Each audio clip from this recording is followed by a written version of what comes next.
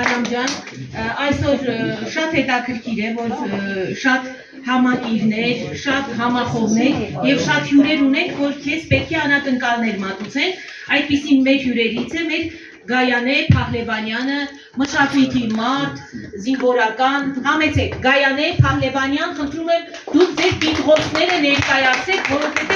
ամեն անգամ մոռանում եմ, պետք է գրել։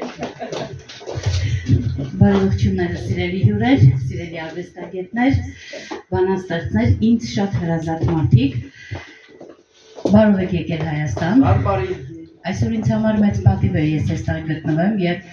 Մշակութային Հայաստան Գայանե ռազմահայրենասիրական միության կողմից արգելադրել ձեզ ձեր նվիրումի ներդրած մեծ ավանդի համար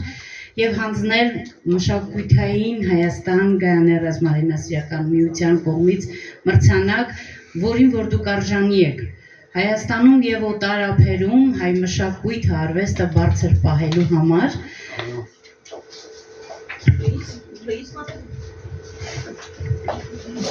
Պատվոգիր տրվում է բանաստեղծ նկարիչ Արամ Արտաշեսի Տեր-Ղազարյանին հայ մշակույթի զարգացման բեղմնավոր աշխատանքի զգալի ներդրած մեծ ավանդի համար։ Խնդրեմ պատվոգիրը եւ մրցանակը։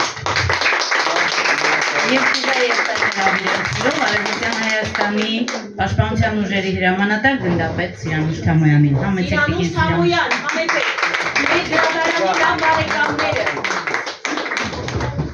Բարև ձեզ, հարգելիներս։ Ես եմ շատ ուրախ տիկին Նազենի, որ հրավիրեցիք ինձ։ Շնորհակալ եմ այս գեղեցիկ միջոցառման համար։ Ուրախ եմ, որ ճանաչեցիք ձեզ։ Մենք էլ ուրախ ենք։ Արևմտյան Հայաստանի Պաշտպանության ուժերի մի փոքր